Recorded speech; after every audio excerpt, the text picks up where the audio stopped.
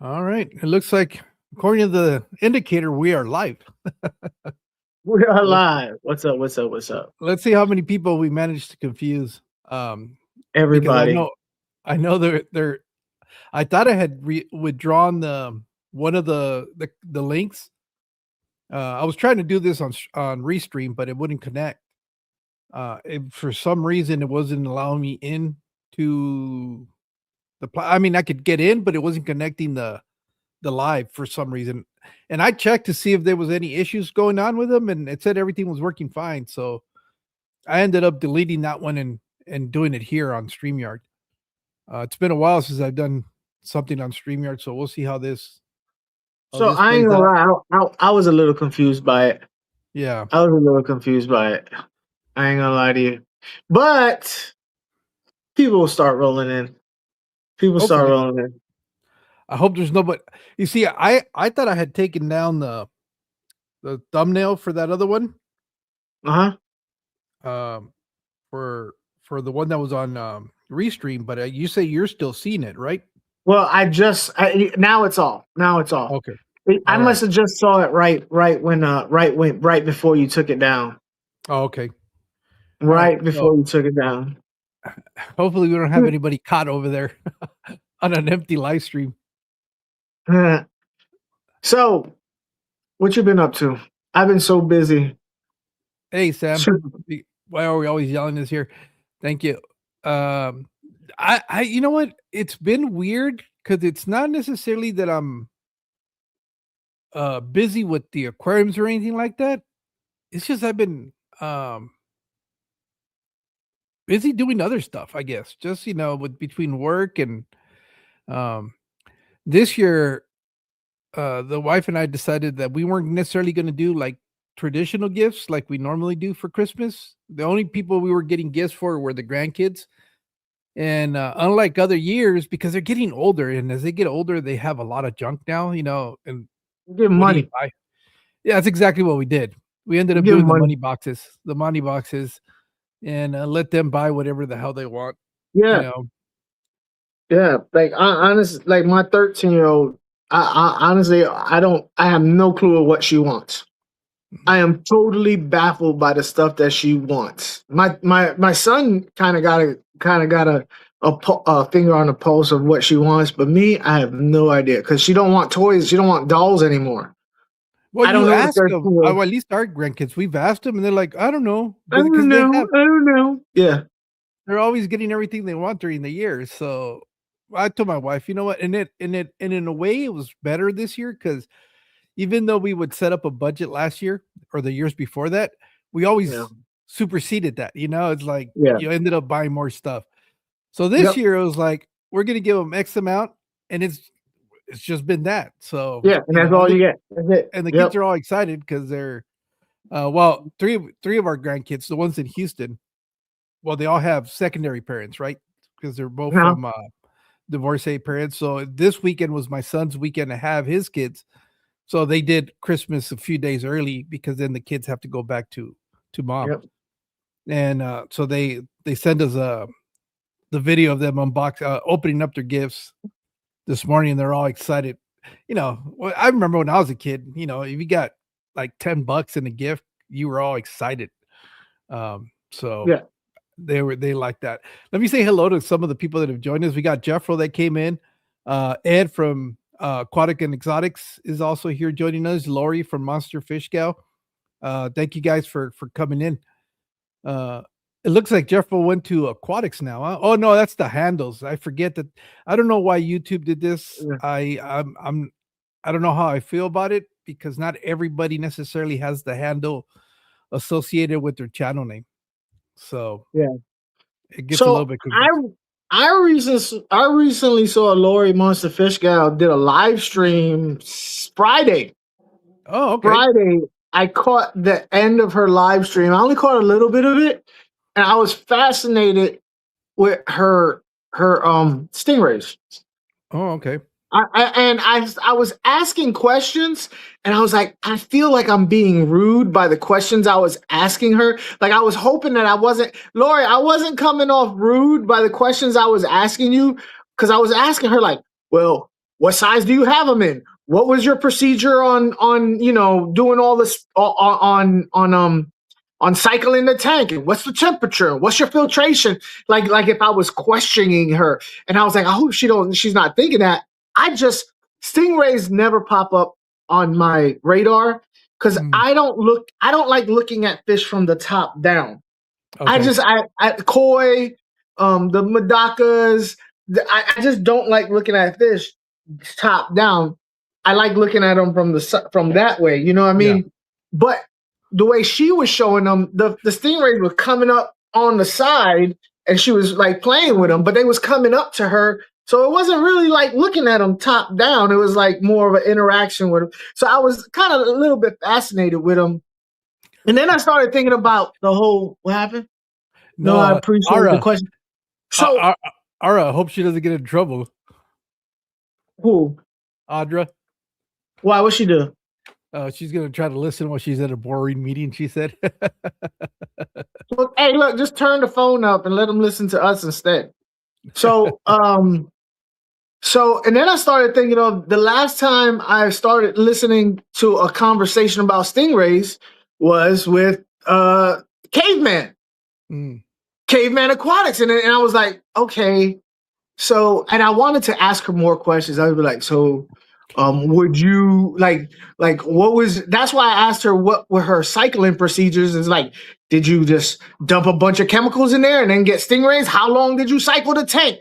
What did you do? Did you put shrimp in there? What did you do that was different than what he would have done? You know what I mean? So I don't know. I was just fascinated by it. So, Lori, I wasn't trying to be funny. I was just stingrays just because of the nature of how they act and that they need a large tank and I never could have a super large tank.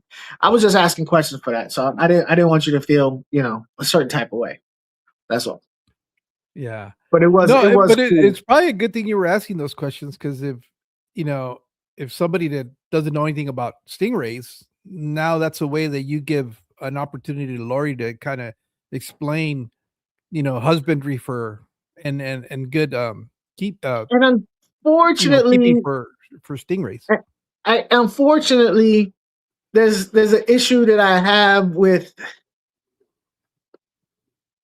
Lori. No disrespect to you. I love you.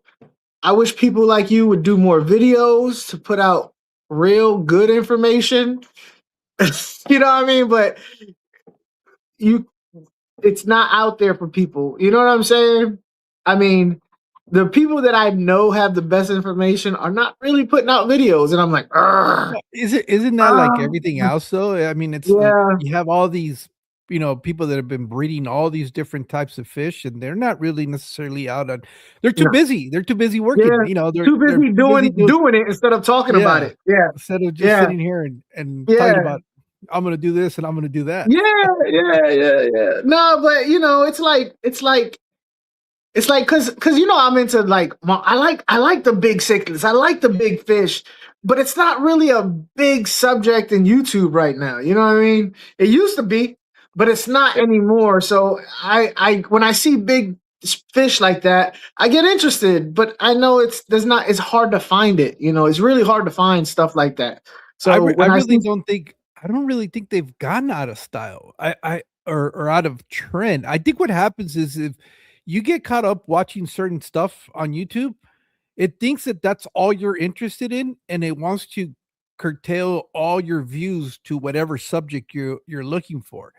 Um, yeah, and and so that's why it I've been trying to train my YouTube to Mhm. not show me stuff about shrimp. Don't show me Yeah, stuff about aquascaping. I've been trying to train it, but it still throws it at me because guess what? They pay YouTube to throw it at me. yeah, yep. Well, here you go. This is Jeffros. That's exactly it. They need to clone themselves because they're being on top of stuff and present with social media and family. Yeah, it's just one of those. If you're legitimately running a breeding operation, that in itself is time consuming. And then if you have a family that you want to be present for and all these other responsibilities, kids and work and stuff like that, it could really, really be a challenge. And so Ty, hey Ty, thanks for coming in. How's Mia doing? Man, how Is you she enjoy doing? is she enjoying her Man, vacations? man, how you doing? They asking about you. Look, they're asking about Hi, you. Mia. Man, look, say hi. Say hi. Hi. Hi. Hello. Are Really? you enjoying your school break? Say yes. Yes. All right. I know Daddy's staying here. Daddy's staying here. You go do play it here. Here's your control. Go. Go. Maxwell, thanks for coming in. Maxwell, that's a new. Well, I don't know if it's a new name, but I hadn't seen it before. Um so how many people we got in here right now? 50. 15. Yeah. 15. Yep. Y'all don't forget to hit that thumbs up, man. It really does help. It really does help. What's up, It Ty? really does help. I've been so busy. Who you calling Ty? That's the koi pit. Oh, okay. My bad. I work with a guy named Ty. I was like, hey, he's Yeah. supposed to be working. So and I've been working my butt off lately. I know. Bro. It seems like you're a lot busier than you anticipated being with that new store opening. Yeah, it's a lot busy. I counted up the amount of water because they just gave me another section to add to my thing. So it's almost it's 6,000 plus gallons of water, Mm, and it's like I did not, you know what I mean? Like it's like a lot. yeah. So anyway, um, it's a lot. It's a lot. It's a lot of spending a lot of time over there when I'd rather be over here. You know what I mean? But Yeah. Well, anyway, Max Fish, I'm Max Al. Sorry, thanks for joining us. I appreciate you being here. We're always happy to see a new name, or I would say a new face, but we don't get to see your guys' face. But mhm. hopefully, it's something that you find interesting and come back for the next one. I know this topic for today was something that you called me up on, Yep, yep, and yep, uh, yep. and, and I guess it's a lot of it has been observations that you have made, especially because you're surrounded by so many fish, whether you're at Dan's, Yeah, breeding facility or what do you call it, warehouse or fish farm or it's a fish and farm and commercial sales. yeah, that working at different fish stores and you personally breeding stuff Yeah, and I know that was something that you called me up and I wasn't really ready to have that conversation at the time because you were really in the moment for that. And I know if I understood correctly, one of the things that it's an observation that you have made, yeah. um, where you seem to think that we, by line breeding fish, are inadvertently changing the fish behaviors and instincts. Get this. Okay. When I first brought that to you, I Yeah. thought I was saying something profound. After I said that to you, I started looking stuff up. No, it's actually a thing. Oh, Scientists okay. have been looking this thing up. It is not just me. It is a ongoing issue, and scientists have recognized that we have changed the behavior of fish so much from wild to captive, almost to the point where they're unrecognizable behavior wise. Um, and I'm at the point where what would you call an expert now? Yeah. What would you call an expert? Would you go to an expert in ichthyology who has been studying fish in the Amazon or in the Congo or in the Three Lakes in Africa or wherever for fish advice for your home aquarium? I don't think you can anymore. I think it's null and void because the fish are so different. I mean, biologically, biologically is one thing, but behavioral wise, I think it's so different that their information almost doesn't apply. Doesn't apply. So as far as expertise goes on the same species of fish, you would have to go to a different type of expert, Mm. a hobbyist. opposed to a PhD. You know what I'm saying? Uh-huh. And I've actually got some examples that I've pulled up of this that we're talking about, because I was surprised that there was so many examples of it. Examples of fish that I don't really know of. They would talk about Danios and neons and stuff like Yeah. that. I'm not too familiar with their wild behavior, but I've found examples of their wild behavior and the differences in their captive bred behavior, and I was surprised. Um, I was surprised to know that a lot of people in the chat right now know more than people with PhDs. It kind of tickled me. I thought it was funny. I was giggling, because me, I'm kind of anti fish nerd, fish snob, and a lot of these, a lot of these people who consider themselves experts and stuff, I just think maybe not so much anymore. Just I don't know. Not trying to Yeah, no. start none. I'm just trying to give kudos to people who deserve it, and I think a lot more people deserve it than they think.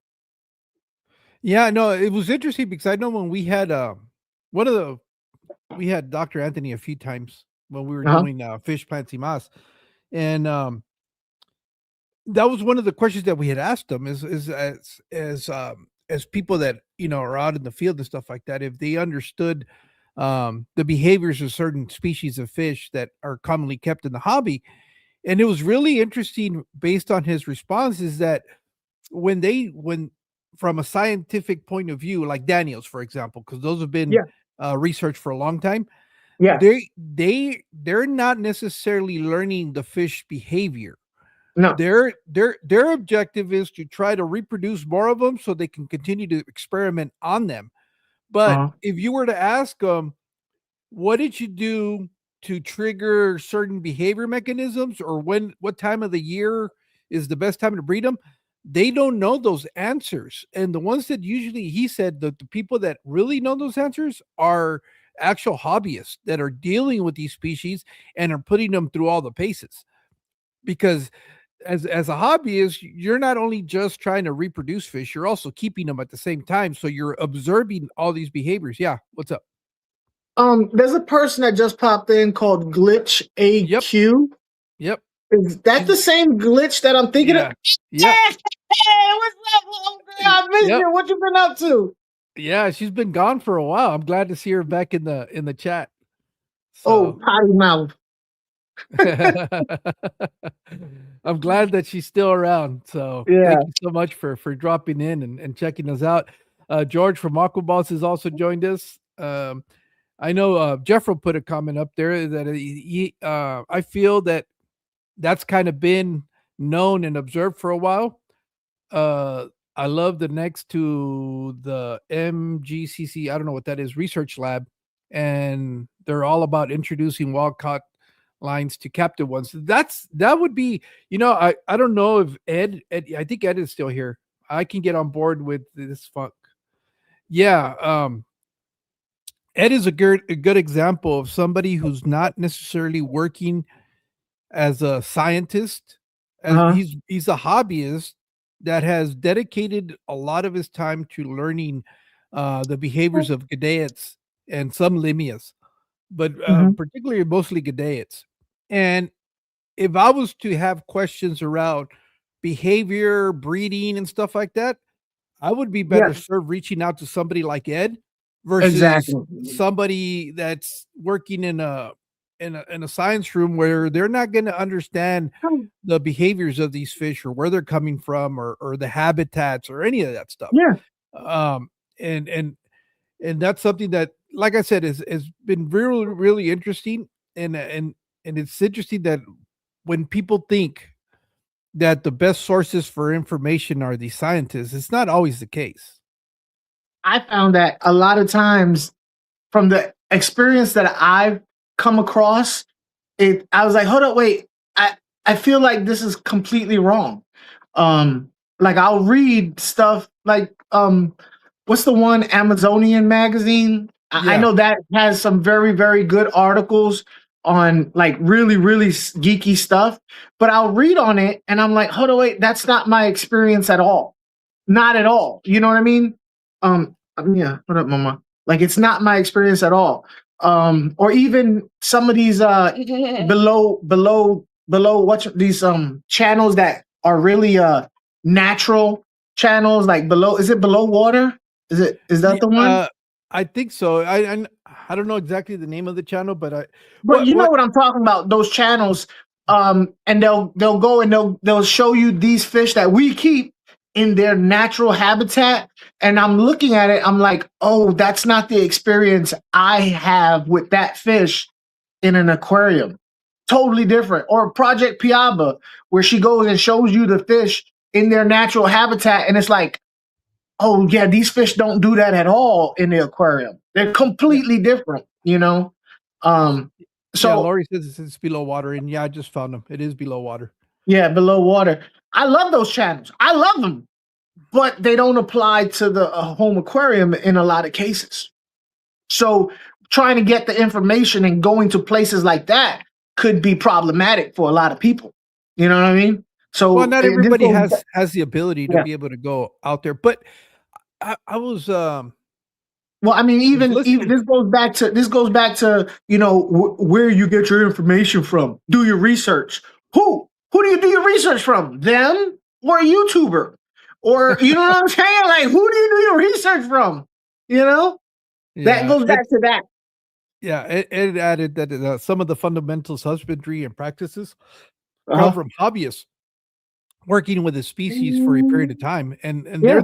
they're see that's why it's always interesting when people want to discredit people that have seriously dedicated their time and effort to breed certain species, and they sometimes want to diminish their knowledge just because they don't have PhD Oh yeah. in front of the I hate name. them. And having PhD in front of the name or doctor DR in front of the name doesn't necessarily mean that they're going to know stuff about fish because there's a lot of people uh, that have a doctorates, but it's not necessarily in the study of ichthyology. It's Mhm. they might have gotten Yeah. their doctorate in public administration, or they got their in other fields where you can still get your PhD.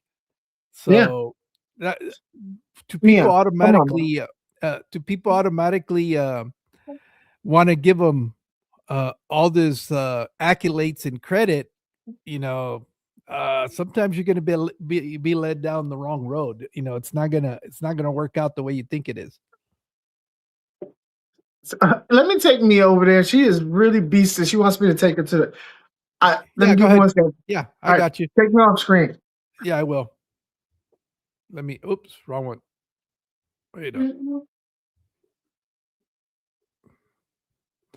I'm still here. Let me get myself back up in on the screen.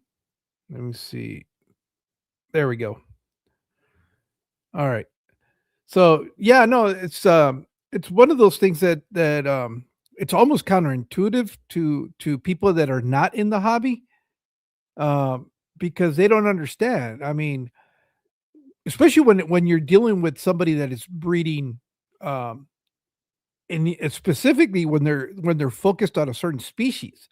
Even when you start getting down to a certain species of fish, the attention and the observation gets amplified because that's the only species you're really dealing with. Um, I know one of the other things that Funk was telling me is that he was kind of wondering if us by line breeding a lot of these fish for so long in aquariums, are we to a certain point um, diminishing or changing the fish's instincts, um because they've been bred in captivity for so long, and I know that's something that Funk was questioning, and I hadn't really given it too much thought. Hey, sweet Polly, thanks for being here. I haven't really given it too much thought just because I'm not that deep in the woods when it comes to breeding. um and I haven't really necessarily kept fish for that long to see if, well, realistically, I haven't had any wild type fish to do that comparative. and see if that is the case. You're back. Yeah.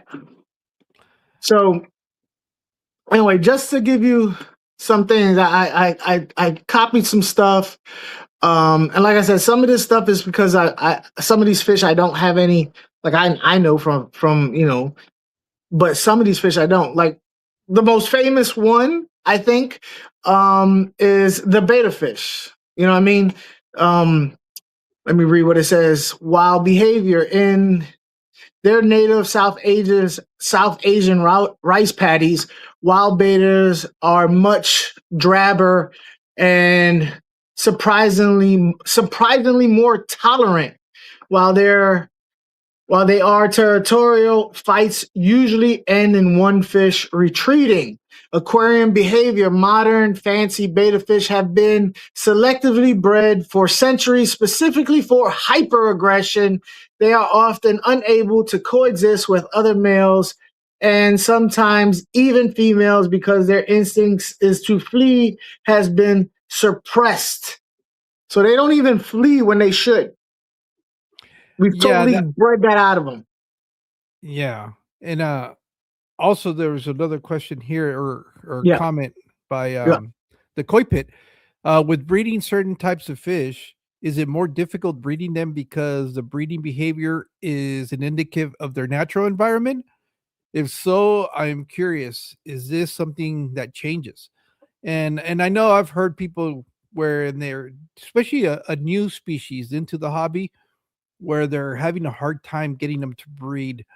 Um, because again, the one that it was really interesting to me was like um autocyclists, you know, Mhm. autos, and I keep referring to this young lady, but there was a young lady that had a bunch of them, and she had I think it was like a 75-gallon tank or something, and she was doing water changes. Well, what she did, she inadvertently created like this bar that would mimic like if it was raining in the aquarium, and and by accident discovered that that was triggering the breeding behavior on the autocyclids, and she was able to breed autocyclids. She's one of the few that I know that has been able to do it in captivity. So that was pretty interesting. So yeah, sometimes we stumble across um, fish that are very difficult to breed. I've heard people where they'll try to change pHs to try to mimic what they find out there. It's not uncommon for people to change temperatures in the tanks to reflect like a sudden rainfall to try to trigger. Well, here's another one. Speaking of changing pH, changing temperature, changing food, light. Mm, I read where light is a big issue where it's really, really disturbing their natural patterns in fish, where a lot of fish are active in between the nighttime and the daytime. That dusk time is mhm. when a lot of fish are active, and us just flicking the light on sends them into like a panic. They almost have like anxiety issues. They go through anxiety issues from every morning, just being like, woke up. You know Yeah. that they've noticed that fish have anxiety issues from that turning on the light, um, or the intensity of the light that we use, because a lot of them are in either lower depths or murky water, and we have them in bright ass light all the time, which is throwing off their patterns. So the fish that have started breeding and being accustomed to this new light have completely changed their behavior, that they don't act the same way as the wild ones would. Whereas you put the wild ones in the same spot with the light pattern, they don't do anything similar, completely different. Mm. So light Yeah, is one thing. that's one of the things that I've heard, especially people that have breeding rooms, not Yeah. just not just tanks and multiple tanks in one room, but I mean legitimate breeding rooms. They they will not let the whole room go completely dark. They'll leave some sort of a light in that venue, although it's not very bright, but it's kind of like to mimic, I guess, the moon or whatever, and Yeah. also to prevent that startling of the fish when the lights come on. Uh, so you know, I know I've started practicing that, and I leave a little like desk lamp that I have just kind of on in the fish room. Well, it serves two purposes because if I turn everything off in here, it becomes pitch dark. Yeah. So if I come in here to try to look Mhm. for something, I'm going to be stumbling on things. So not only does it help me, but it also gives it just enough ambient light where you're not tripping over the darkness, but enough where it's obviously a big difference between what Yeah. you're seeing right now and when all the lights are off. And I I don't keep know my if that friend. Yeah.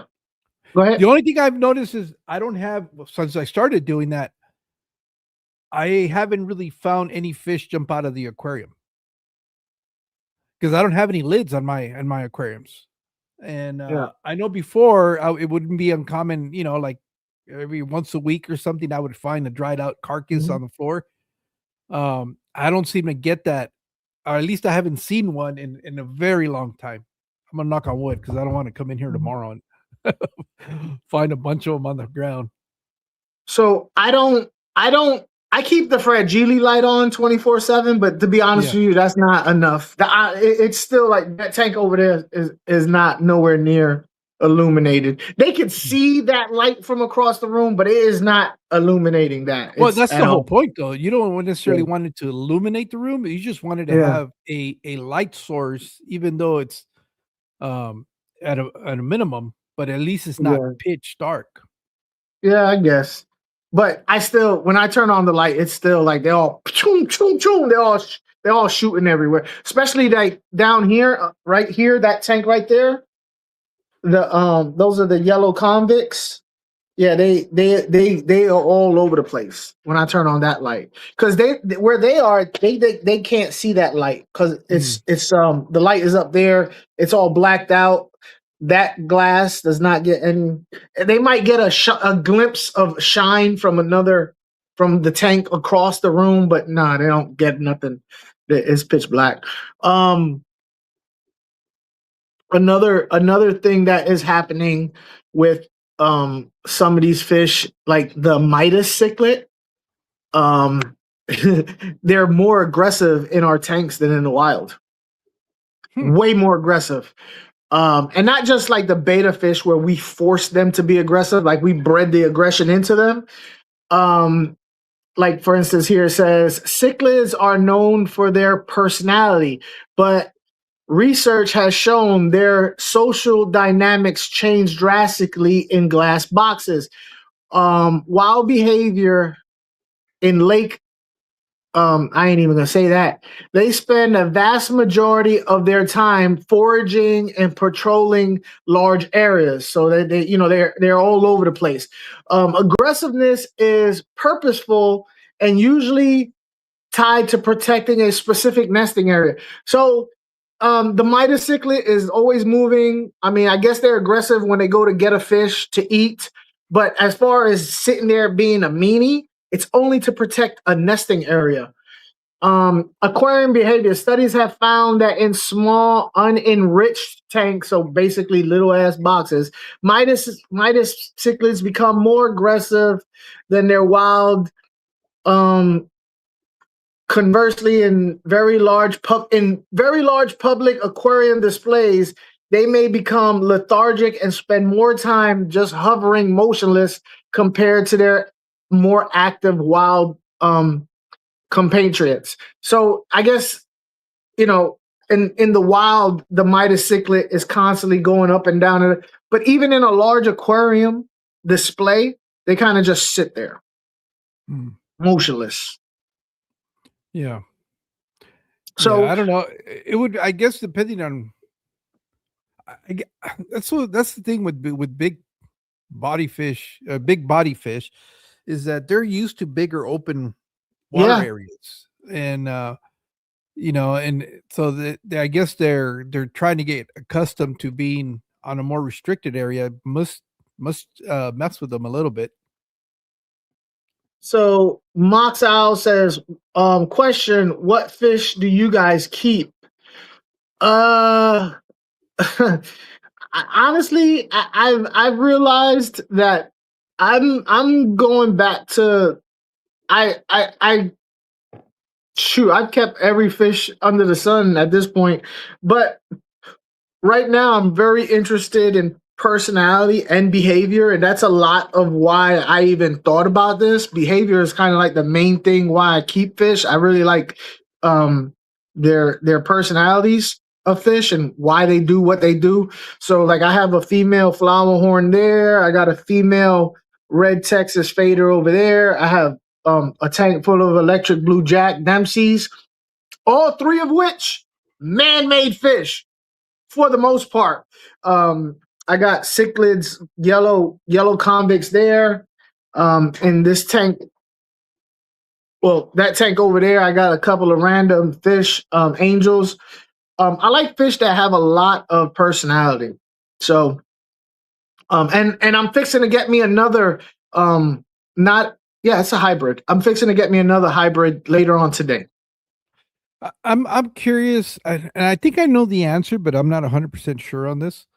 Uh-huh. Um, it's just an observation from two different, I guess, obviously species of animals, but like I equate a lot of the fish that we have in this hobby that we line breed, kind of like purebloods when it comes to canines or dogs, Yeah. where after so long of just trying to breed the purest bred that you can, you end up having a lot of physical deformities because of a lack of a genetic pool. Uh, they've been bred so much from certain fish that or dogs, whatever the case is, that they start getting like traits that are not good. Like, for example, the one that comes to mind is like Dalmatians that are notoriously Oh yeah. have bad hips. And I see that when I was trying to breed, and I wasn't even breeding for that long, but just with guppies, if you're not very good about doing the whole recessive genes and stuff like that, you start having all sorts of bent spines and all these deformities that start taking place. And it makes me think, I wonder how much we're making these fish also much weaker than they would if we just, had them from yeah, the electric blue car no, electric blue Jack Dempsey's. Yeah. Yeah, dude. These things are mentally, emotionally damaged. Like seriously, I haven't made a video on them in a while, but I have a lot to say. I have a lot to say. But continue. I'll talk after. But yeah. No, so it's just an interesting observation now that I've gotten into. I mean, I've known that a long time for with dogs, and it's funny because right now, what made me think of this when you were talking about hybrids, it seems to me, and this is just something that I've heard, not necessarily from scientists or stuff like that, but it seems like the most resilient dogs that you can keep are Mutts. mutts. Mutts. Oh, just ugly junkyard Not necessarily mutts. ugly, but they just have a more diverse genetic pool, Yeah. And Yeah. and it seems like with you talking about some of these hybridized fish, I wonder if that's really the case because I don't keep a lot of the cichlids. It seems like with cichlids, it's more of a thing where you'll cross different species of fish, like flower horns and stuff like that. I wonder how much are they genetically stronger, or So it doesn't translate to fish. okay, so with as far okay, so here's the funny thing. When it comes to hybridizing cichlids, that that really only applies to Central American cichlids, to be honest with you. There's not a whole lot of hybridizing of any other, well, you can hybridize African cichlids, but mostly when people talk about hybridizing fish, flower horns, red Texas, you know, uh, convicts with the parrots and all that. They're all Central American cichlids. You don't Mm, see a whole lot of hybridization in South American fish at all. mm. I don't know why that is. I haven't looked too much into it. I just know that Central American cichlids seem to easily be able to cross pollinate each other easily. But everywhere else, I know cichlids from Africa, the from the Great Lakes, they can do it too, but it's really big in Central America. But as far as strength goes, I will say they do seem to be physically, health wise, in my opinion, I wouldn't say stronger, but I definitely will say it definitely turns something in their aggression. They are definitely more aggressive. Mm. So when it comes to that old saying, it's not the size of the dog in the fight, so fighting the dog. Fighting the So dog. if you had two fish that were the same size and one is a hybrid, but they're the same size, I would almost always put my money on the hybrid because their aggression factor is so much more higher. It seems like it's physically more dominant. But really, they could be the same size and strength. It's just aggression wise, it's just so much more aggressive. I will say that. I'm not gonna say it's stronger. I will say it's more mentally aggressive. You Oh, know. okay. Now, I have said for the longest, health wise, if you want the healthiest angelfish, even more so than a wild caught angelfish, you get yourself a marble angelfish will be the healthiest angelfish, even more so than even if you got a wild caught angelfish, a regular old marble angelfish, or a gold angelfish is the healthiest angelfish you could ever buy. Even more healthier than a wild caught, in my personal opinion, because it is the ultimate mutt angelfish. Okay. That's my personal opinion. You know, that's just what I've seen. That's what I've seen so far. I could be wrong. Lori seems to agree with me. At least as far as the cichlids go, I know that with the hybridized. But yeah, there's just so much more. The cichlids just so much more meaner. You know? Jeff was saying that it goes across a lot of different animals, and I guess there's rural areas in Tennessee where they've never gotten new blood, and things get really interesting. But in that region of the country, it also lends itself for not just animals but humans. Yeah, no doubt. Yeah, Texas Chainsaw Massacre. I was thinking more of Deliverance. Isn't it the same? I mean, it's the same. You know, I don't know, but I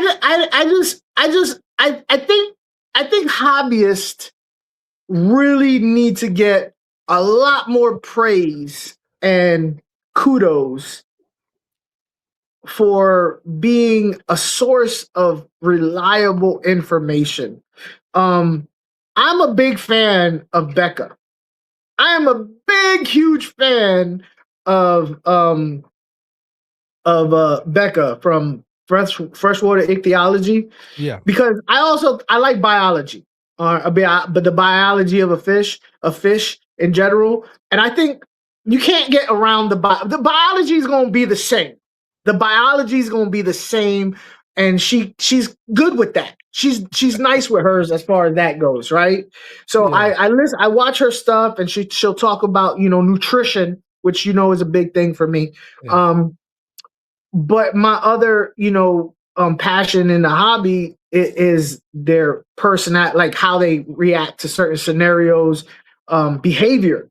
And that's one of the reasons why I found myself really, really interested in cichlids, and why I've found myself really interested, not only cichlids, I ain't gonna lie to you, I like betas too, because betas also have a personality trait that seems to be a big personality trait. But and why I'm kind of really drawn to like hybrids right now, because of the behavior. But it's and line breeding to the point where you have crazy fish like the electric blue jack Dempsey. That's a whole. I don't even know.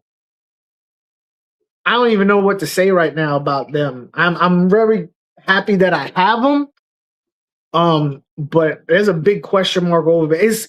It's completely different when I feel now completely different than when I did when I first got them 6 months ago.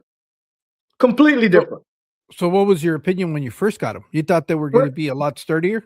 When I first got them, I felt that I felt like there was going to be a lot of die off. But I felt like once they passed a certain size, that I was going to be able to sell them to people with confidence that they were going to be a safer fish after a certain size.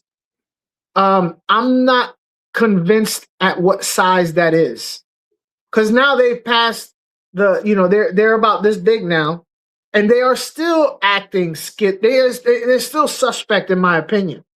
I'm still having weird die-offs. I'm still having weird behavior. That sometimes that one will just die, just die. Now, I agree. I agree that every fish has an expiration stamp boop on their butt. Like we all do. We all, just because we're alive now, that doesn't mean we're all going to hit 90, the age of 90 or 85. Some of us die, at 25. Natural causes. Some of us have aneurysms and strokes and stuff like that way before we hit 60. So we're not guaranteed a number. Same thing with fish. I have people saying, "Oh, I've done everything right, and the fish died after a year and a half. What did I do wrong?" Nothing. You didn't do nothing wrong. You've kept this fish alive doing one thing for a year and a half. You're doing everything right. It was just the fish's time to go. You know what I'm saying? Yeah. And I wonder how much, we tend to forget that in the wild, fish don't live as long as they do in aquariums, because they have an immense amount of predators and other stuff. These fish don't live to old age in the wild. In fact, once they start having a hint of old age, they get taken out. You know what I mean? The very smallest hint of a misstep, a little bit of slowness, one little weakness, one little hurt, they get taken out. So that's why I think it's funny. It's like, oh, this fish can live up to 10 years. I seriously doubt in the wild these fish are, unless they're the apex predator, I don't see how they're living up to 10 years. You know what I mean? Yeah. At any rate, I got 45 of these fish. Now, if I've gotten 45 of any other fish, I would expect at least 35 of them to be alive at this point. Yeah. There are not 35 alive in here. Way more have died off with really, really good care. They've gotten better care than I've given any other fish. Now, a lot of it's because of that, the inbreeding of this fish and all that. I was just surprised that so many had died off at the 3-month mark. Well, I was surprised that I had barely any die-offs when they was little. Because when customers get them, they die, when they're little. But that's because they're fragile. Now, as an experienced fish keeper, I was able to overcome that fragiliness of them. They hit the 3-month mark. There was nothing I can do. Their genetics was just like, they hit a switch, and they all started doing weird stuff. Yeah, I know. What I mean? Tell me, they go to spirals out of nowhere. Yeah, it's like you let a balloon go. You blew up a balloon, you let it go, and they would do weird stuff, and then poof, out of nowhere. It was the weirdest thing. So I'm going to keep them longer to make a better assessment, and then I'm also, after I'm done with this little part-time thing, this little full-time turn into this part-time, turn into full-time, go back on. I'm gonna get me another batch of 50 and do it again. But yeah, I just woke up. What fish is talking about? Wants to know what you're talking about. The electric blue jack Dempsey's. AB Model Works? Who is that? That's Jimmy P. That's his other YouTube channel. Um, yeah, I the don't think he's electric doing blue any jack. more of the fish stuff. He started doing something with building models. Oh, okay.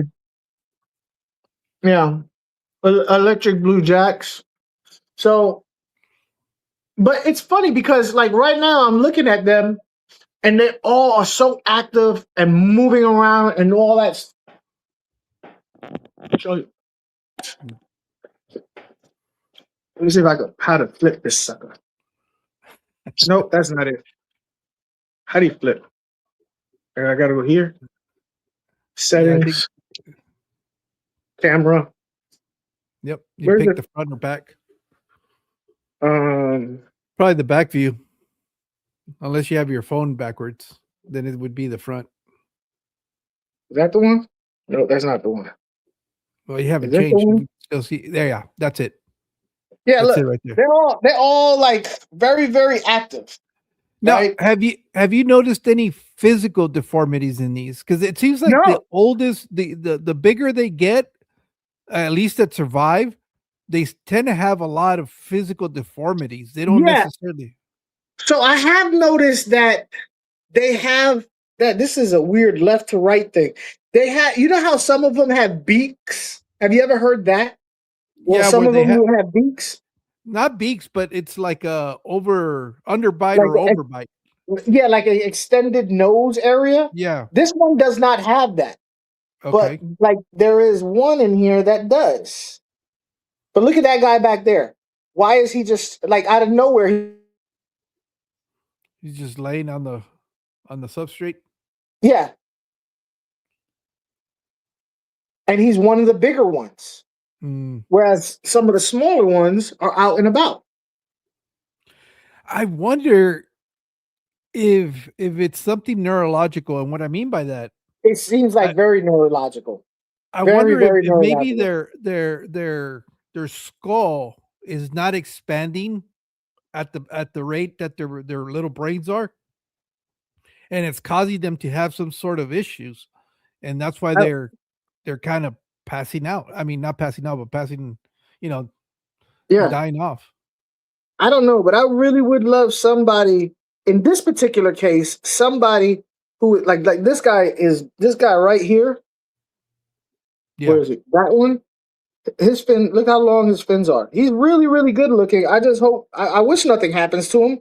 But it wouldn't surprise me if one day he was just dead, like some of the other ones have done. You know, How many did you start off with? 45, Oh, okay. and that's what I have left. You know, Yeah, here you go. This is something, and this is like the real common thing. Whips World is saying that he's never had in 4 or 5 tries at $50 a pop gotten an electric blue jack Dempsey to grow over 4 inches, over the 4 inch mark. They just physically fall apart on him, that's and that and seems that's like yeah, the reoccurring theme. Everybody that I've known that's been on social media that's had them at one point or another, it seems to be like I was telling you. It's that's there's certain size where they get to that point, and they just they out of nowhere they die, and yeah, it's always they're always perplexed as to what happened. They're kind of trying to figure out if it's something they did or not. I think there's now enough information to know that something is probably just something genetically. It's yeah. not Oh no, for lack yeah, of definitely, it's not for lack of not doing the yeah, right thing for them. yeah. No, 100%. It is something genetic.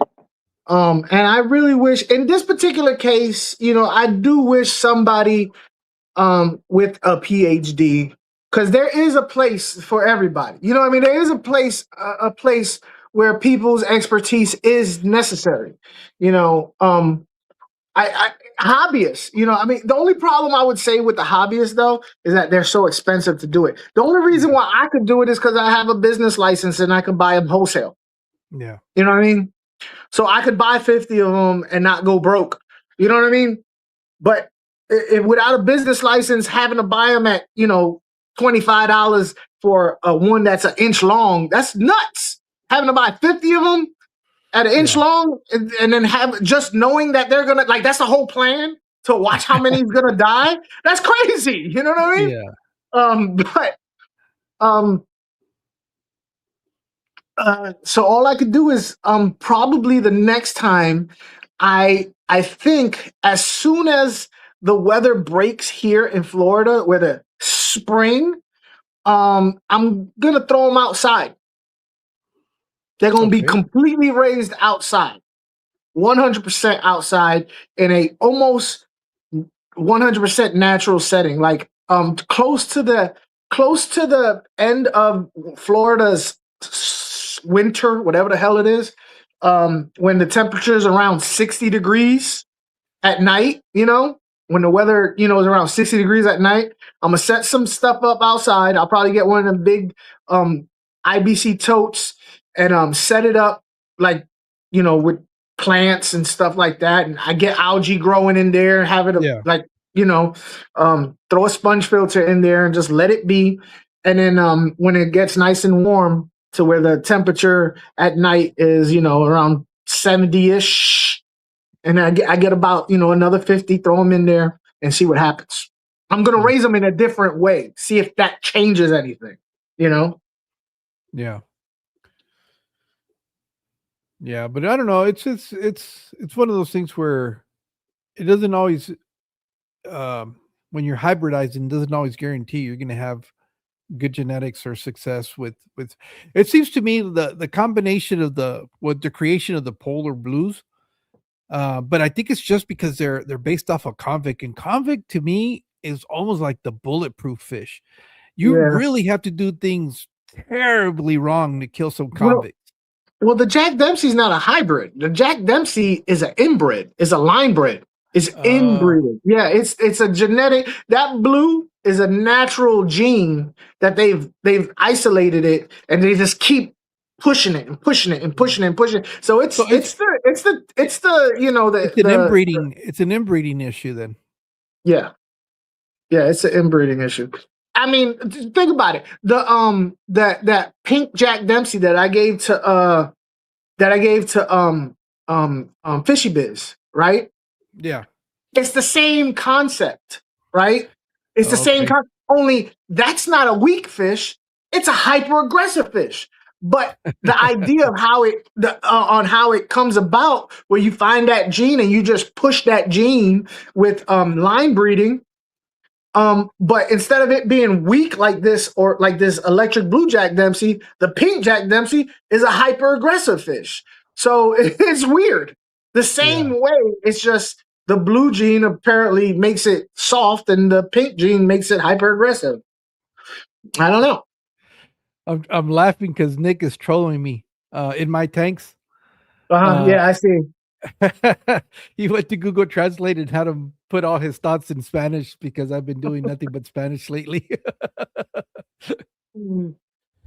Uh, So but I don't know. It's fun to watch this. I do think, like I said, I do think hobbyists should get way more credit than what they do. I think people should be way more. Uh, the whole idea of do your research is should be changed up. Because it's not the same. Do yeah, your research on what fish you should put your aquarium, and then you're researching stuff in the wild. It does not apply. Does yeah, not apply. yeah, yeah. Whip was saying that with the electric blue Acaras to see seem to be more stable though, and he doesn't seem to know what's the difference is. Electric Blue Chorus. I don't know if any of you guys have noticed, but over the last couple of years, when I was first got into the hobby in 2000, that's when I first started working at the LFS. When I first started getting in the hobby, um, Electric Blue Caras were the safest fish to put in a community tank. Oh, you can put them with anything they can't eat. They're super super safe. Yeah, Now, more and more people have come to me and be like, my electric blue car is killing everything. So over the years, they have become more and more aggressive mm. than 25 years ago. I mean, Was it's an ongoing thing. was that the same thing with the electric blue um Rams? I can't speak on that. I'm not sure about that. Because I I know know you the did it. electric. You did something a It was their series of car. no, Oh, no, no, on the Rams. the German Blue Rams, electric Yeah. German Blue Rams. Did you notice that those were tended to The- be a little the- bit more aggressive than the other ones, or? I have noticed. No, I noticed that they are harder to keep alive. The electric Oh, blue okay. Rams. They're harder to keep alive for some reason. People seem to have a whole lot of trouble keeping the electric blue Rams alive. Um, but as far as aggression goes, the electric blue car is more aggressive now than it was 25 years ago. Mm. Um, Mine are not aggressive. They're in with Tetras and Corey cats, and that's. I mean, I'm not saying that's not true. I'm just saying I've never heard of it being aggressive. But over the last 2 years, I'm getting more and more stories of their electric people literally bringing them back to the LFS. Be like, take him back. He's killing everything, and I'm like, Mm. what? Like literally, I'm like, what? No, what? Is there another? Like, is there a female in there with it? No, he's by himself. I was like, what? Is he trying to Oh, breed okay. with something else? But no, he's just a mean. I've seen him in the LFS being aggressive to other fish at the LFS. Huh, So yeah, maybe that could be also an inbreeding issue. You know? maybe. Well, weren't you saying that that's something that happens with when they? Well, that's not a hybridized fish either, though. That's just in line bred, right? Or is it? Okay. So electric blue cars do not exist in nature, I know they but don't. nobody can really say how they came across. Okay. Like nobody can say, like, I did a video on electric blue cars, and I wish somebody who had more time than me. In fact, Nick, you sit around fucking messing around on damn internet all damn day. Can you find out where electric blue cars came from? So electric blue cars are related to green terrors and stuff like that. They're in the same the poacher puncture. I'm saying it wrong. The poocher family. Puncture, poocher, poacher, whatever. They're in that family. Poocher. I can't say it. Anyway, so I did a video, and I searched and searched and searched on how they were they hybridized, or were they line bred, selectively bred to be like that, and I could not come up with one person say I am 100 guaranteed know the person who did it. They all said I heard this person, I heard that person, I heard Poultry. Yeah, you know what I'm talking about. I still can't say it. Yeah, Poultry, culture. whatever. Yeah. You know what I meant. Don't nobody ever accuse me of saying good words.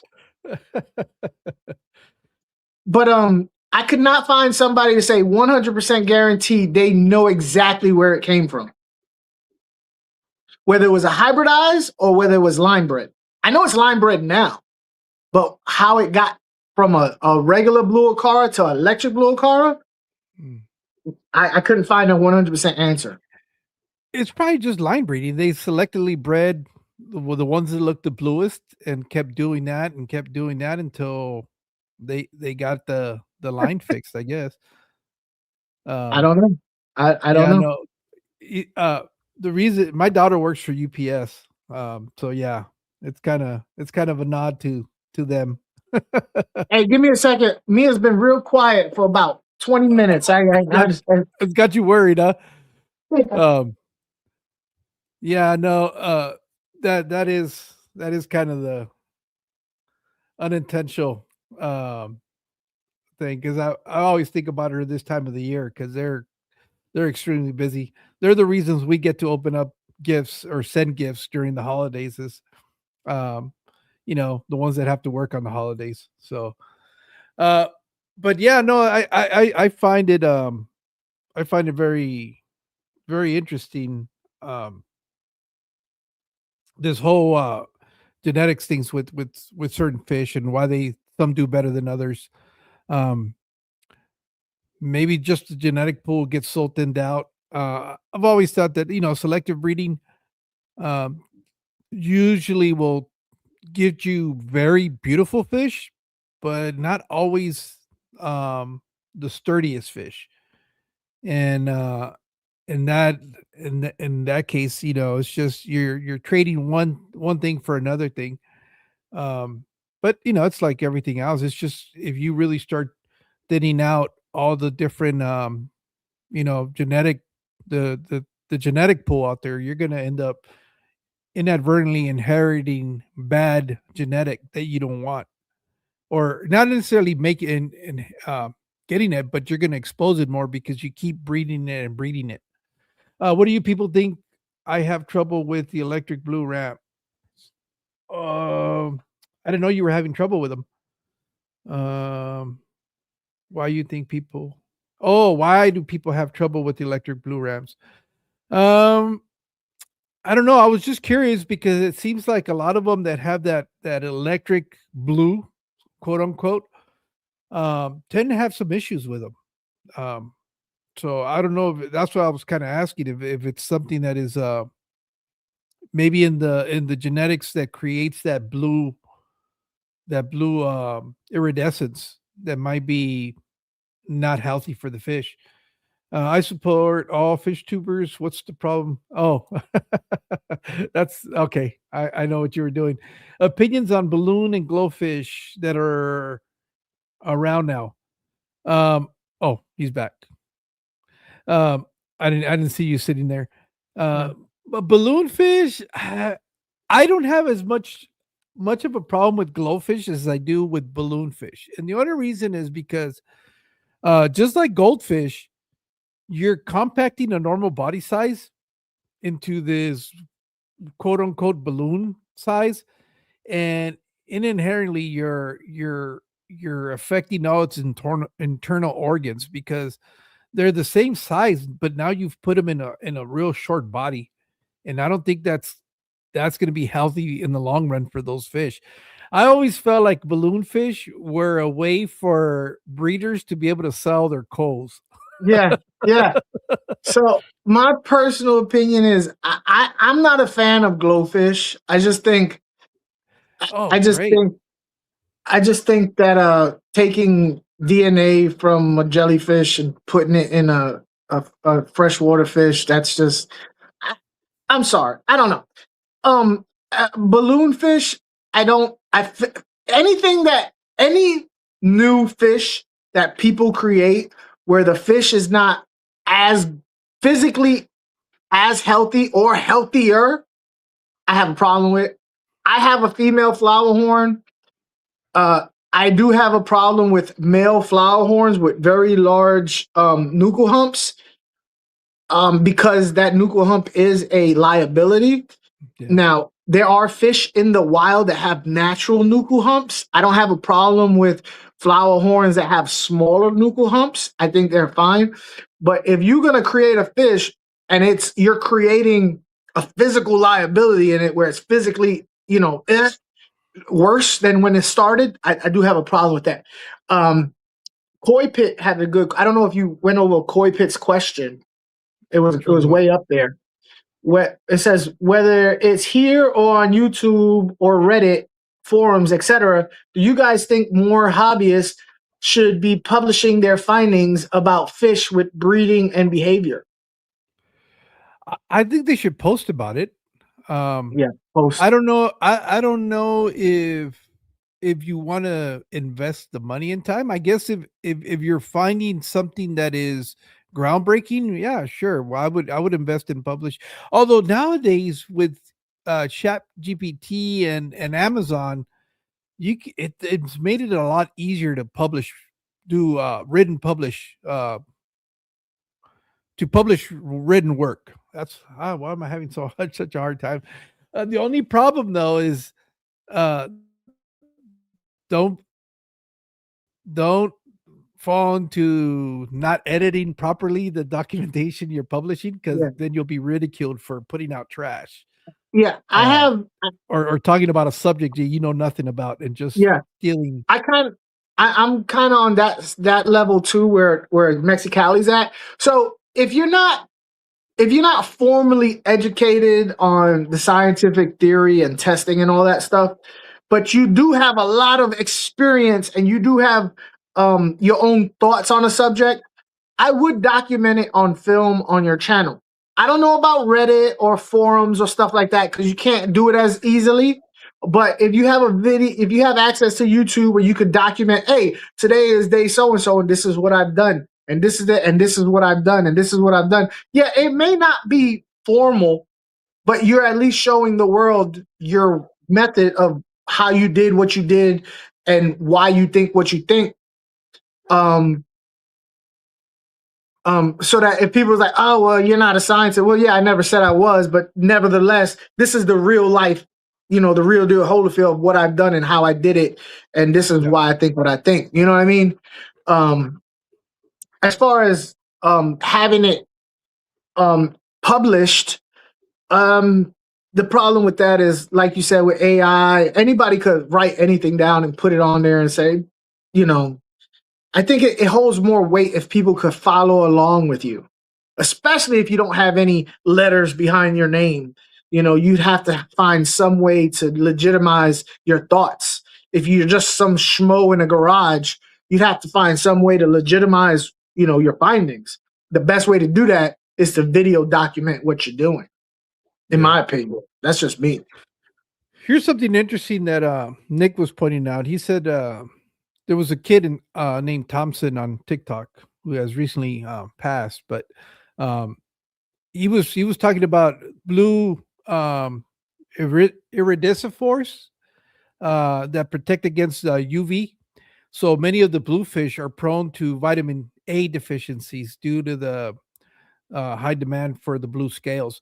So maybe that's why a lot of the fish that have a lot of genetic problems tend to be blue, or have a blue, blue in them. I don't know. That's I don't something know. that's interesting to look into. I mean, but Right? what about with fish with blue iridescence naturally that have no deficiency at all? They just naturally have, like, I know wild fish have blue iridescence. Their iridescent has a blue sheen to them. I don't know. I just can Well, say I don't know. I and don't that's know. what he's saying, that maybe is Yeah. because we're not in the wild. They have access to whatever supplemental sources they Yeah. want or have access to. But once we put them in our tanks, maybe we're not addressing some of those deficiencies like they would get addressed in the wild. So, Yeah. but that's an interesting take, because I do notice that a lot of the genetic problems come with in the aquarium hobby from blue fish. So, or that they have some sort of blue in them. Yeah. Well, I think because that's the one that, well, what's the other? Red would probably be the only other color that people strongly promote would be red. Well, depending on what you're doing, because if maybe in cichlids, but like in other fish, like live bears, it's all the colors. You have oranges, reds, blues, blacks, yellows. Um, that they're trying to. But I think it's just depending on what you're trying to do. I I'm trying guess. to think of blue guppies. There's a few of them, but there's not really that many that come to mind that at least that I can think of right off the top of my head. This paper compares red bettas versus blue bettas. Oh, okay. This is So interesting. what he's saying is saying is there's some type of this. They're saying there's some type of issue between the differences in the two betas. Yeah, that's what he was saying here, that it's possible bluefish may have more vitamin A, may need more vitamin A. Uh, fucking scientific words. I hate you, Nick. You're gonna make me look like a dumbass because I can't read them. Carotenoids that develop and maintain these UV scales. Okay, so it could be just a health deficiency that does not get addressed in the aquarium hobby as it does in the wild, and it's something that maybe we're not aware of as hobbyists, but I guess little by little we are. This is one of the reasons why I am a big fan of feeding different types of food. Whether I'm not familiar with this particular ingredient, but now I'm going to be on the lookout for it. Yep. You know what I'm I saying? don't have any interest in learning. I don't have any interest in learning. What is Whip saying? Learning in people's. I've never. I'm not even sure how I could. I have a lot of shit after 40 years of doing this. But I don't have the gift to. Oh, okay. He's talking about being able to write it or put it out or publish it. But even just talking about and something like Funk or I are doing, having these conversations allows for that information, at least your personal information that you've accumulated to be shared. And I think it's important. It's important to talk about Yeah, these why things. you being stingy, Whip? Share it with the world. Being greedy with all your information.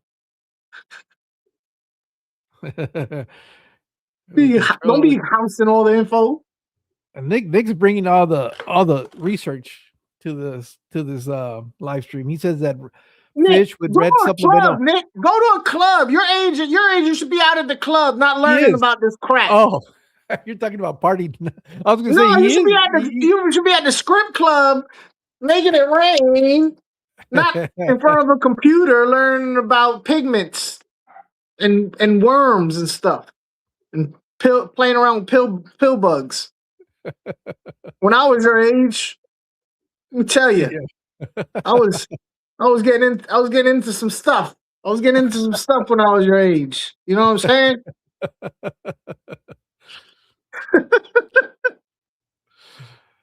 Uh, yeah, Anyway, he says that he's blaming you for literally asking him to research. So it's your fault. well, No, hey, but look, if you're gonna sit in front of your computer all damn day, then you go ahead and do it. But I would highly suggest you get out there and spread your and just be out there. Just be out there in the world. This whole world out there. Spend too much time. Like every damn time I turn on this damn phone, you're sitting there talking for at least 4 hours. yeah, Get out. Get out of the MNC, house.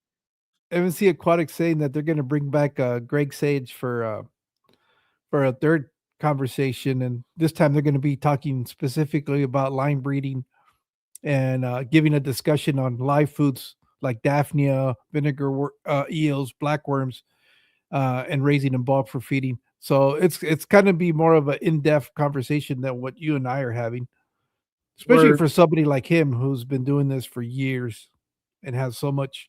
I'm glad to see that he's getting out more and doing more um, appearances on live streams. At least with the MNC. Because I know for a while there, Aquarium Co-op was going out there and filming videos with them, but he's kind of disappeared again. He's kind of again, but I understand it. Most of the people that are really good breeders don't have time to be on social media and getting into Yeah, they're out there doing uh it. getting They're out into there doing it instead controversies of with talking other about it. people and conflicts and that kind of stuff. They don't have time for that. Yeah. Well, but this is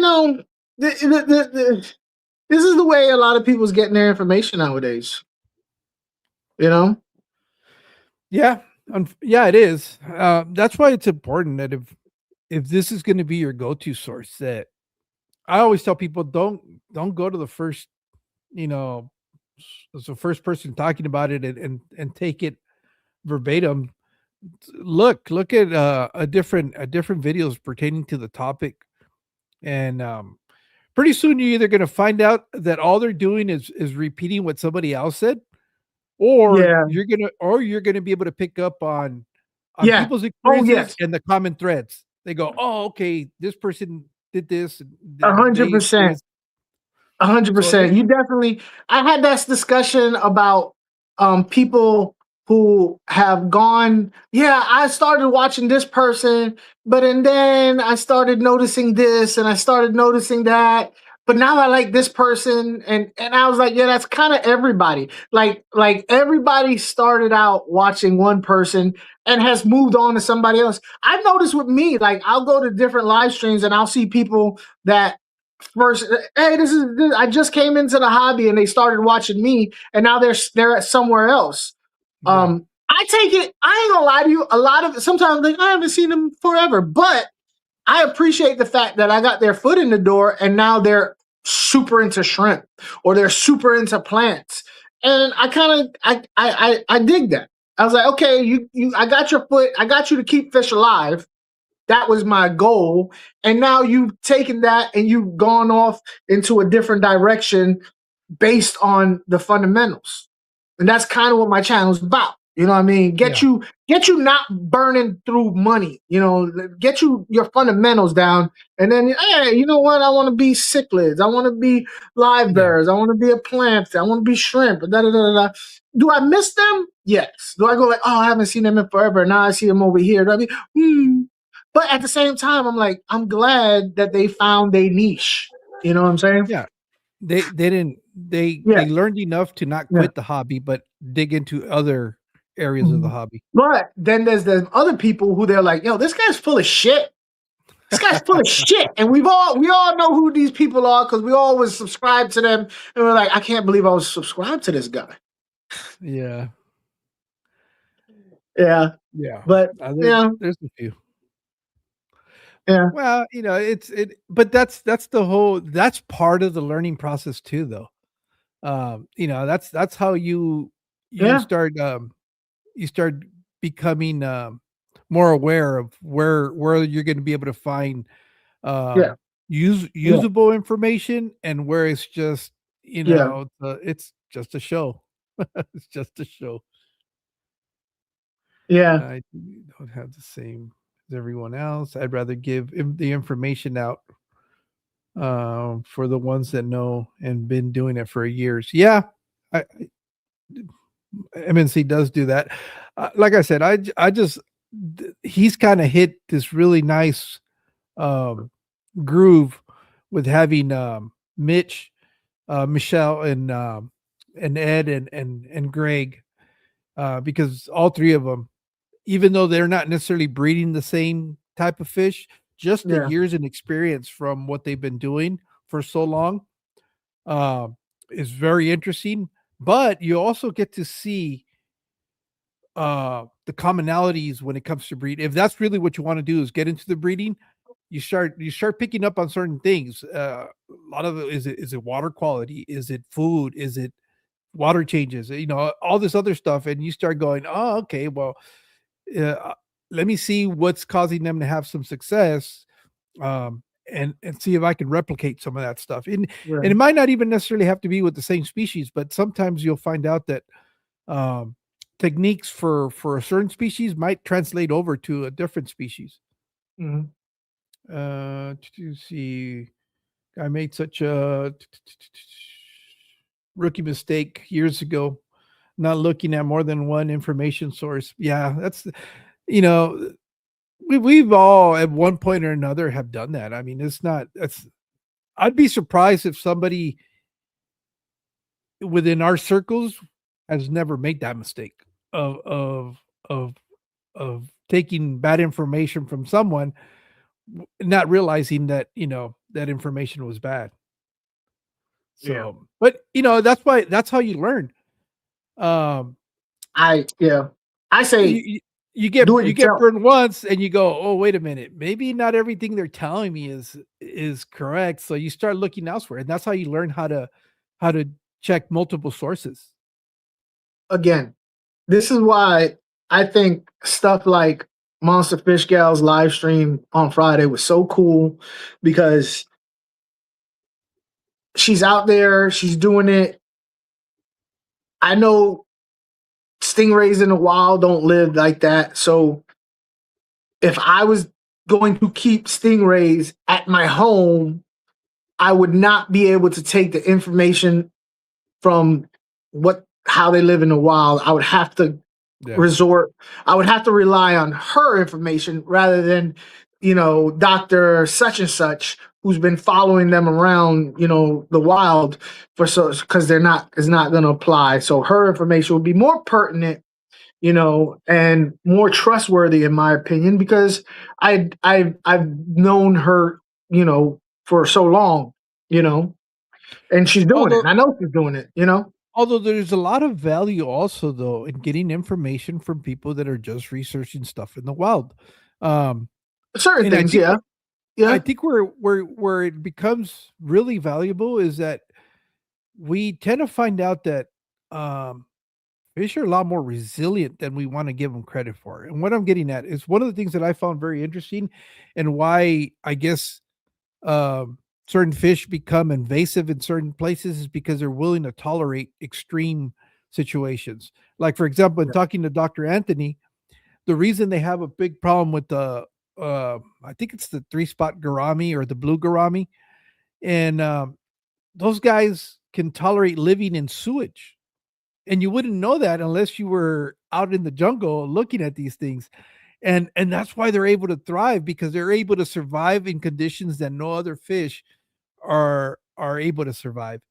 You know, you one of the things that was very interesting when you see that is we think of natural waterways being these pristine waterways, Oh hell and a no. lot of the times, there's all kinds of junk in the water that they're in. There's even trash sometimes in that water.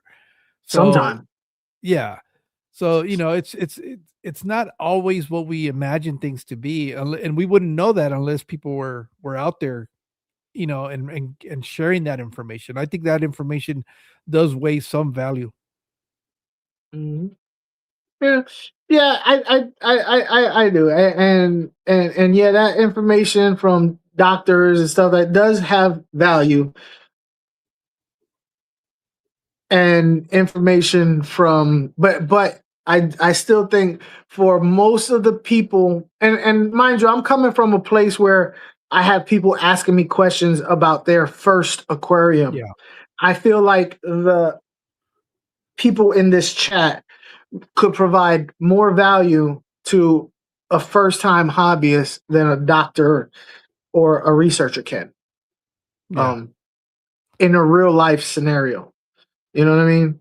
As far as what And that first timer is in a looking hobby for scenario, yeah, I in a guess hobby so. There's scenario, yeah, which is mostly of what everybody here is about. You know, Yep, um, I don't see any researchers in here. I don't see any doctors. I don't see any people who are out in the jungles right now. You know, um, and that's kind of that's our arena. You know, um, and I'm just, like I said, I wanted to give kudos to the people who, I did a video one time where I was talking about I am an expert in my experiences. Like what is an expert? You know what I mean? Like what yeah, is an expert? I'm an expert. Hell yeah, I'm an expert in practical fish keeping. Yes, I am. I'm an yeah, expert in practical fish keeping. And I'm gonna say it. If you're not an expert, what college did you go to? I went to the college of keeping fish for 25 years. That college, you know what I mean?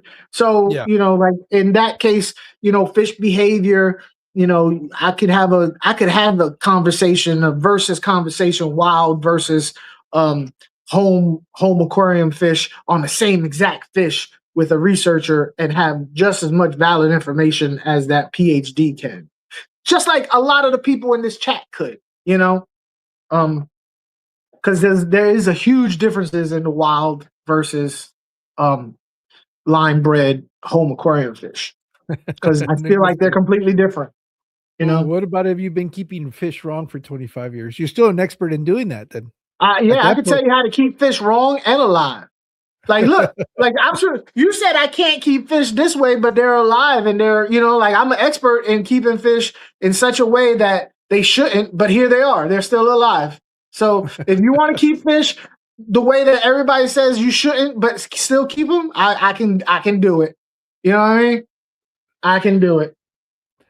and I don't think I have ever flushed a fish anymore. I I use them as fertilizer because I don't have fish die off in massive quantities. So if I have as a matter of fact, I'm gonna be honest with you. Since mine are mostly live birds, the snails take care of them. Yeah. I just leave them there, let them be, and the snails in a matter of 2 or 3 days will leave nothing but bones, and So that's I it. know a lot of y'all just be letting y'all Placos eat them. Don't lie. Y'all just be letting the Yeah, Placos eat them. Well, the Placos will get them. The Placos will yeah. get them. The Placos need the protein. Something to eat them. Yeah. So you're Circle of an life. expert at fish torture. I'm an expert at. You're an expert on pill bugs. You're an expert on pill bugs. You shush and go somewhere. Go out. Go out somewhere.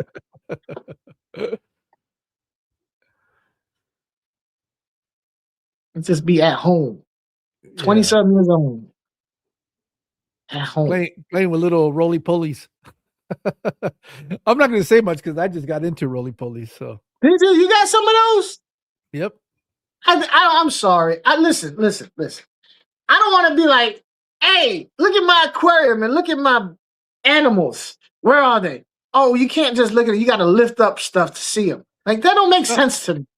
You have to lift up everything to see them. Move the dirt. They come out. There they are. They come out once in a while. I don't have enough of them. Once I in a have while. 10. I only have 10, but once they start Hiding them. reproducing, you can see them. Huh? You have to lift up the bark and stuff to see them.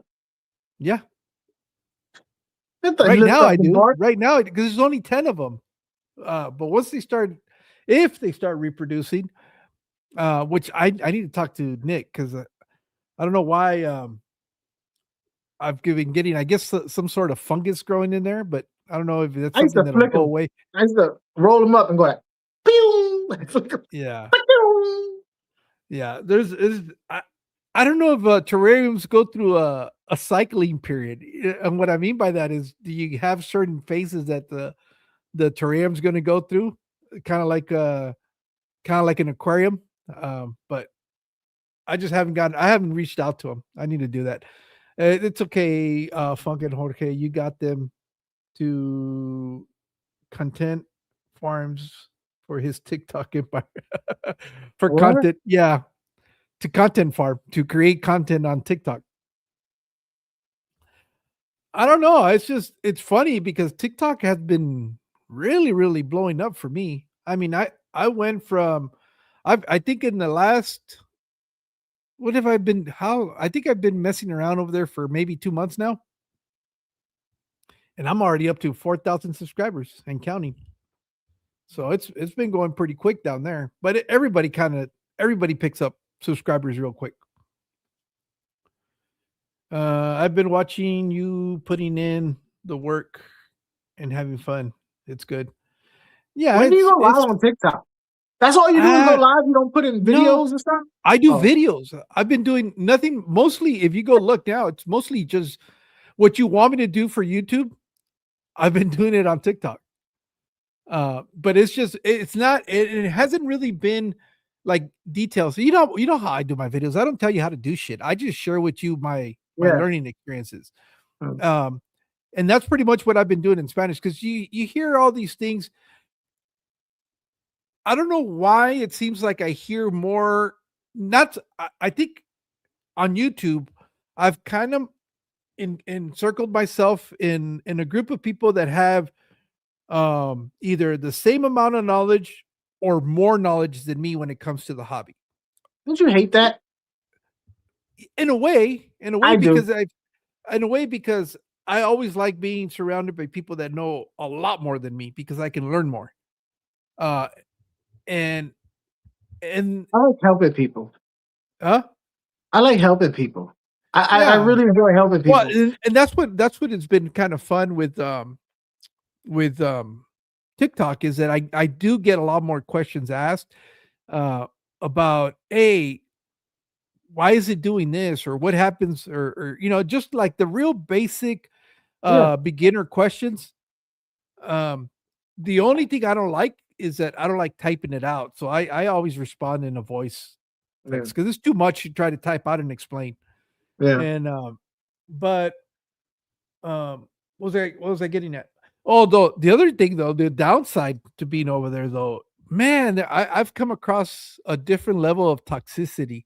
It's funny, and this is only in the Spanish hobby side of TikTok. I don't know about the English side, because I don't mess around too much with the English side. But one thing you're gonna notice is that they have groups, and it's like, I'm gonna call it gangs, because that's what it looks like. And they all use like certain emojis to identify themselves. Like you'll see a bunch of tridents, and it'll be a whole group of guys that have nothing but tridents. It'll be a trident, their name, and a trident. What the hell? And then there's other ones that have like Asian characters at the beginning, at the end. Huh? What do Well, they do? I'm finding out that the ones with the Asian characters are all mostly almost if you look at all of them, they're hybrid cichlid keepers. So they Oh have it yeah, like they're yeah, it's like little gangs. It's funny. but And Do they talk smack? yes, they do. Yes, they do. I Yeah. just found out recently there's been going this whole gossiping thing where what they do over there is they'll shut down your live. They'll file a complaint, Uh huh. kind of like what swatting used to be in on YouTube for a while, but not at that degree of danger or criminality, but more of they'll complain to TikTok that you're being obnoxious, and they'll come and shut down your live.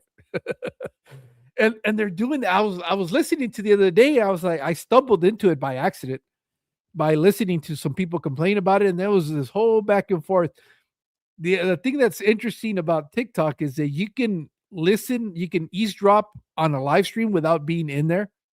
You just don't click to go. You just watch. You can look that they're going live and sit on it, and you hear everything that is going on, the conversations.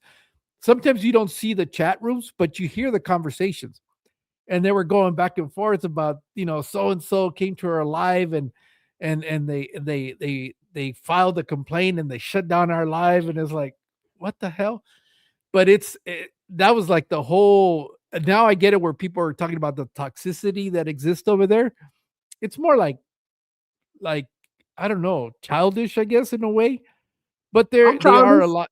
They're a lot younger than you or I, so Yeah, but it's I'm pretty kind of freaking childish. no, but this is at a different level, and it's weird. It's weird. It is just so weird. It's called lurking. Yeah, exactly. There you go. He's lurking with the trident. That's Stefan from Lush and Salty, and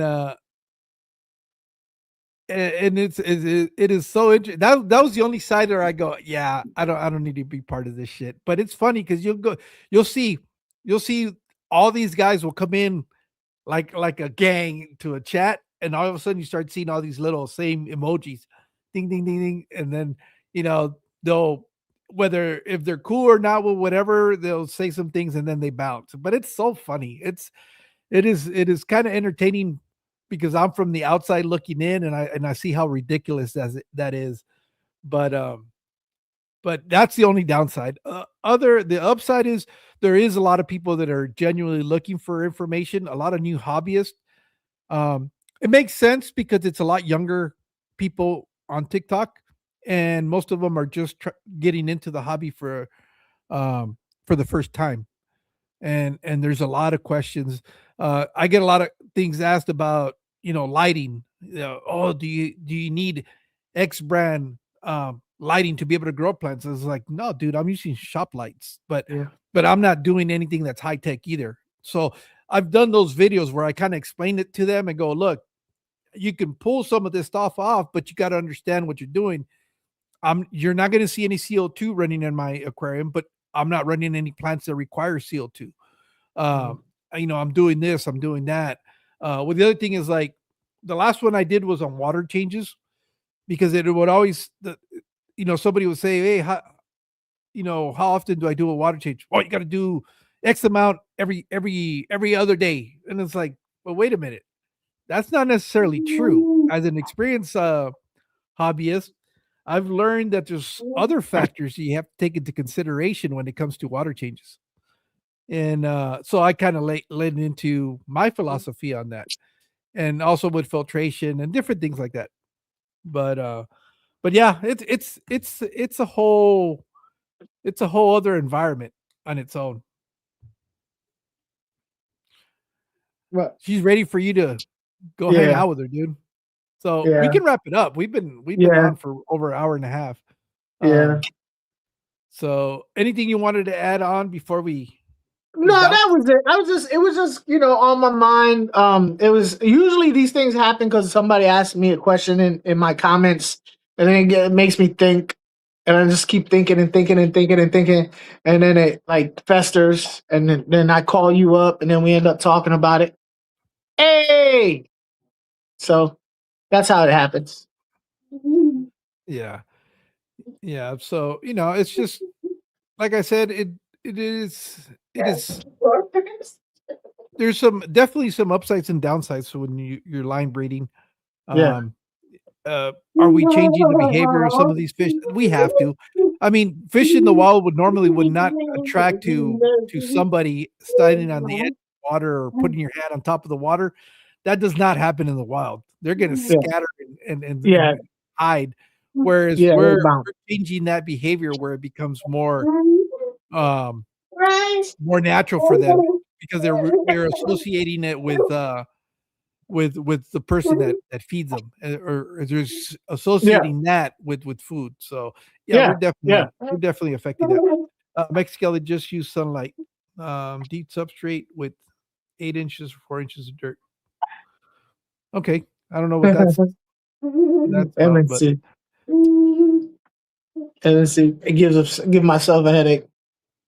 But yeah, no, that's it, man. That's it. We're good. Yep. Well, again, thank you guys for joining us. I guess Christmas is what, on Wednesday? I don't know. I have been kind of out of the loop on that one. My wife and I are both working, so and Boone, now they're using the tridents. Either way, enjoy the rest of your week. Hopefully, we'll see you guys soon. And this is the time to spend it with family and friends, and make sure that you guys do that. So it says, "Hey, Jorge and Funk, those eyebrows are on the fleck today." Oh. You There you wish. go. You have to pay to get eyebrows like this. All right. Well, we'll see you guys. You guys have a good one. And we'll see you before the end of the year, probably. So you guys take care. Yep. Later.